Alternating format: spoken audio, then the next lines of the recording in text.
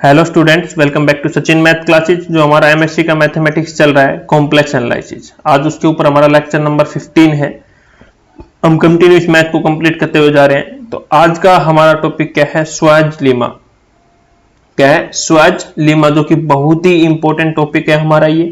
ठीक है, Schwarz Lima में क्या है किसकी सबसे पहले हमें स्टेटमेंट पता होनी चाहिए कि स्टेटमेंट क्या है, फिर इसके हम प्रूफ के ऊपर हम बात करेंगे। तो क्या है सबसे पहले, suppose F Z is a analytic function within a domain D defined by Z का modulus is less than R. भाई एनालिटिक फंक्शन क्या होता है? एनालिटिक फंक्शन वो होता है जो अपने डोमेन के अंदर, डोमेन डी के अंदर हर पॉइंट पे क्या हो, डिफरेंशिएबल हो, उसको बोलते हैं हम एनालिटिक फंक्शंस। सेकंड क्या बोल रहा है, एफ जेड का मॉडुलस किसके इक्वल होगा? लेस देन और इक्वल टू हमारा एम के इक्वल होगा for all Z in D. Third assumption बोल रहा है F zero is equal to क्या होगा? जीरो। देन हमें प्रूव क्या करना है, एफ जेड का modulus is less than equal to M upon R Z का मॉडुलस। ये हमें क्या करना है? प्रूव करना है ये हमें। ठीक है, ये इसकी स्टेटमेंट बोलते हैं। कुछ नहीं, बड़ा छोटा सा है, बड़ा आसान सा है, कुछ नहीं है इसमें। बस हम टेलर थ्योरम का यूज करेंगे, जो टेलर थ्योरम मैंने आपको पढ़ाई थी पिछले लेक्चर में, और मैक्सिमम मॉडल प्रिंसिपल उससे पिछले लेक्चर्स में आपको पढ़ाए थे। उन दोनों का थोड़ा थोड़ा यूज आएगा, उनके फॉर्मूलाज का, और इसको हम 2 मिनट में सोल्व कर देंगे। बहुत ही इजी है और पेपर में आता है हमारा 8 मार्क का। ठीक है, तो ये मैं जो टॉपिक्स करवाते जा रहा हूं ये हर यूनिवर्सिटी के लिए कॉमन है। ठीक है, हर यूनिवर्सिटी के सिलेबस में आएगा। और किसी को अपना सिलेबस पूरा चाहिए मेरे से और नोट्स चाहिए उसी के हिसाब से, तो मेरे को आप टेलीग्राम पे मैसेज कर सकते हो, जो कि नीचे डिस्क्रिप्शन में लिंक दे देंगे। तो सबसे पहले स्टार्ट करते हैं इस टॉपिक को। तो भाई सबसे पहले हमारा मान लेते हैं let C be the circle. हमारा किसी क्या सर्कल है, और जो मॉडुलस ऑफ जेड है वो क्या हो जाएगा? इक्वेशन ऑफ सर्कल किसके इक्वल हो जाएगा? इज इक्वल टू आर, क्योंकि सेंटर यहाँ पे क्या है? जीरो है। तो Z modulus is equal to क्या हो जाएगा? हमारा आर, और आर हमारा क्या रहेगा? लेस देन कैपिटल आर, जो कि दिया हुआ था क्वेश्चन में यहाँ पे। ठीक है, आगे क्या है भाई? अजम्पशन 1, जो अजम्पशन 1 है, पहली अजम्पशन है ये। इसके अकॉर्डिंग क्या करने हैं? F Z is analytic. भाई एनालिटिक है ना, within and on a circle C. तो मैंने बताया कि सर्कल ले लिया, उसके सेंटर जीरो है, तो इज इक्वल टू आर हो गया, क्योंकि हमारे सर्कल क्या हो? Z minus A is equal to R होता है। तो ए हमारा सेंटर क्या है? जीरो है, तो Z modulus is equal to क्या आ गया? यहां से हमारा आर आ गया। ये पता चला कहां से आ गया? ठीक है, तो अभी एनालिटिक है विद इन एंड और, उसके ये मान लो हमारा सर्कल है, इसके अंदर एफ जेड है, इसके अंदर भी एनालिटिक है, और इस जो कि बाउंड्रीज है, इस बाउंड्री के ऊपर भी क्या है? हमारा एनालिटिक है। ठीक है, तो भाई टेलर थ्योरम, अब टेलर थ्योरम तो मैंने पढ़ाई थी। टेलर थ्योरम की यही इक्वेशन थी हमारी, आप सभी को याद होगा। F Z is equal to summation of N zero से इंफिनिटी ए एन जेड की पावर एन। ए क्यों लिया? ए हमारा क्या था? इधर क्या था? जेड माइनस ए की पावर एन रहता था। इधर क्या रहता था? जेड माइनस ए की पावर एन। बट ए हमारा किसके इक्वल है? जीरो, क्योंकि सेंटर हमारा जीरो है, यही पता लग गया था। तो जेड माइनस ए की जगह क्या होगा? जीरो, तो जेड की पावर एन बच गया। तो बोलोगे नहीं सर टेलर थ्योरम तो ये नहीं थी, आपने दूसरा बता दिया। तो यहाँ पे क्या है बेटा? Z A is equal to क्या है? जीरो है, इस वजह से जेड की पावर एन लिखा हुआ है मैंने डायरेक्ट। तो आपको मैंने यहाँ चीज ये बता दी है। Z is any point within C. Z हमारा ये जो सर्कल है इसके अंदर कोई पॉइंट है। अब क्या है इसमें हमने एन की वैल्यू क्या लेंगे? 0 1 2 3 डैश डैश डैश, कहां तक जाएगी? इंफिनिटी तक जाएगी। तो इस इक्वेशन में पुट कर दो एक बार।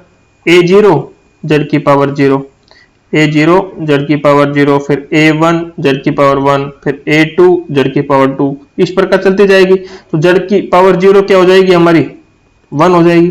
तो यहाँ कितना बच जाएगा? ए जीरो, यहाँ बच जाएगा A one Z, A two Z square, A three Z cube. तो ये हमारे मैंने क्या मान ली? इक्वेशन नंबर 1 मान ली है यहाँ पे। ठीक है, इसको क्या माना? Equation number 1। अभी हमें अजम्पशन दी हुई है यहाँ पे, ये देखो F zero is equal to 0, इसको हम यूज करेंगे इस इक्वेशन में।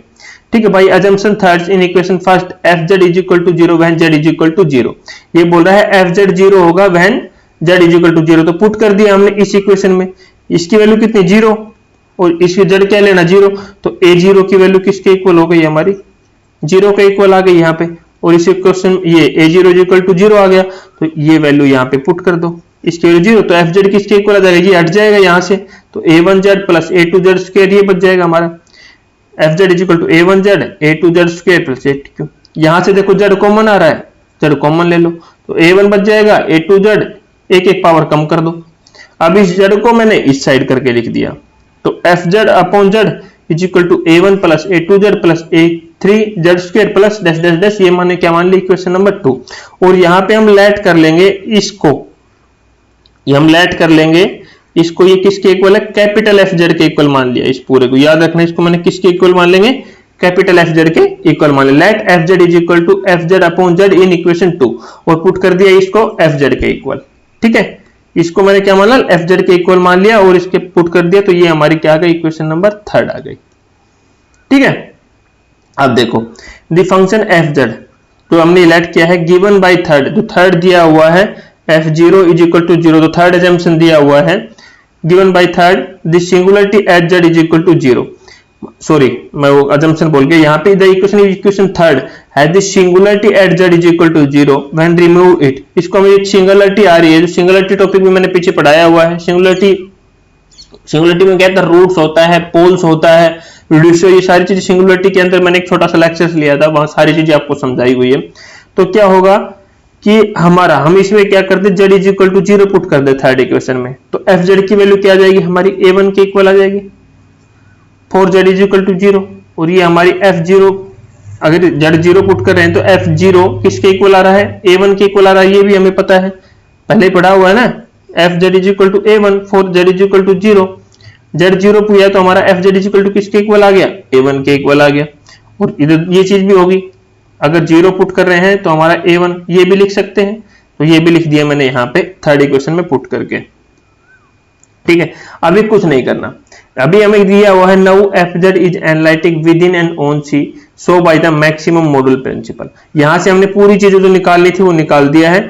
ठीक है, अब क्या है, एफ जेड क्या है, एनालिटिक है विद इन सर्कल सी और on C so by the maximum modulus principle. Maximum modulus principle क्या बोलता था, ये मैंने आपको इससे पिछले लेक्चर में समझाया था शायद, या पता नहीं उससे पिछले लेक्चर में क्या बोलता था कि एफ जेड का modulus attain it maximum value on C, not inside C, on C. ये सर्कल है हमारा, इस सर्कल के ऊपर, इस बाउंड्री के ऊपर, अंदर नहीं इसके ऊपर, से Z is equal to A and not within C, मतलब विद इन सी नहीं है, मैं पहले ही बता चुका हूं। देन ए इसके ऊपर क्या ले लिया, कोई ए पॉइंट ले लिया, ए का modulus is equal to R, R क्या है हमारा, लेस देन आर है। तो ये फॉर्मूला हमने पढ़ा था, एफ ए का मॉडुलस की वैल्यू क्या होगी, मैक्सिमम मॉडुल में पढ़ा था हमने, एफ ए का modulus is equal to maximum of value of F Z का मॉडुलस। अब इस एफ जेड की ये हमारा बाई मैक्सिमम मॉडुल प्रिंसिपल से आया है, तो इसकी वैल्यू क्या थी हमारी, एफ जेड का मॉडुलस की वैल्यू क्या थी, थोड़ी देर पहले हमने निकाली थी ना, एफ जेड किसके इक्वल माना था हमने, capital F Z upon Z. देखो यहां लेट किया था ना, मैंने बताया था ये किसके इक्वल माना था, एफ जेड के इक्वल, ये यहाँ पे वैल्यू पुट कर दे, इसकी वैल्यू यहाँ पे ये पुट कर दे। ठीक है, इस एफ जेड की वैल्यू क्या दी हुई थी, क्वेश्चन में गिवन थी, किसके इक्वल थी, एम के इक्वल थी। बताओ यहां तक किसको क्या समझ में नहीं आया, इसकी वैल्यू क्या मान ली, गिवन थी एम, और जेड किसके इक्वल था, हमारा रेडियस, आर के इक्वल हमने स्टार्टिंग में माना था, capital Z is equal to क्या था, आर था हमारा, पुट कर दिया, तो क्या हो गया, maximum value less than module का प्रॉपर्टी हटाया, तो लेस देन और इक्वल टू क्या हो गया, एम अपॉन आर। ठीक है, तो again Z is any point inside C. अब आगे हम मान लेते हैं जेड हमारा कोई इनसाइड पॉइंट है इसके अंदर, फिर दोबारा से, तो ये इक्वेशन तो आ गई, एफ ए किसके इक्वल आ गई, less than equal to M upon R, ये हमने ए के लिए निकाल दिया।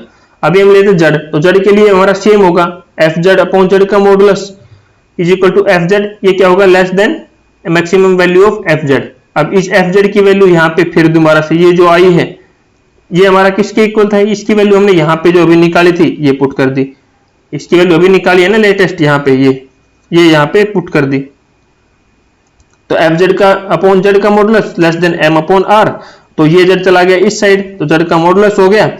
अब ये देखो यहाँ पे therefore R is less than R है, और जेड का मॉडुलस भी क्या है, लेस देन आर है, तो इन दोनों की जगह याद रखना, इन दोनों की जगह हमने क्या पुट कर दिया बेटा, कैपिटल आर। यहाँ पे ये रीजन आप लिखा देना एग्जाम में, वरना क्वेश्चन यहीं गलत हो जाएगा, पूरी थ्योरम गलत हो जाएगी। तो एफ जेड का मॉडुलस क्या होगा, less than M upon R, यही हमें क्या करना था, प्रूव करना था इस क्वेश्चन में। इन दोनों को क्या ले लिया हमने, आर ले लिया, क्योंकि दोनों क्या थे, लेस देन आर थे, तो इन दोनों की जगह मैं लिख सकता हूं आर। ठीक है, तो यही थ्योरम थी, इतनी छोटी सी। अब वो थोड़ा सा सुनो इसके अंदर, अगर आपको चाहिए नोट्स, तो नोट्स है paid RS 100 with full syllabus, ठीक है, फुल सिलेबस की वीडियो के साथ, ऐसे नहीं, पूरा नोट्स प्लस में वीडियो लेक्चर्स प्लस में कुछ आपकी प्रॉब्लम्स होगी तो वो सब 100 रुपीज में सोल्व की जाएगी, ठीक है। ये आपको टेलीग्राम चैनल पे मिल जाएगा, ठीक है। नेक्स्ट लेक्चर में हम मिलते हैं अगले टॉपिक के साथ। तो वीडियो अच्छी लगे तो वीडियो को लाइक करना, शेयर करना और चैनल को सब्सक्राइब करना। Thank you.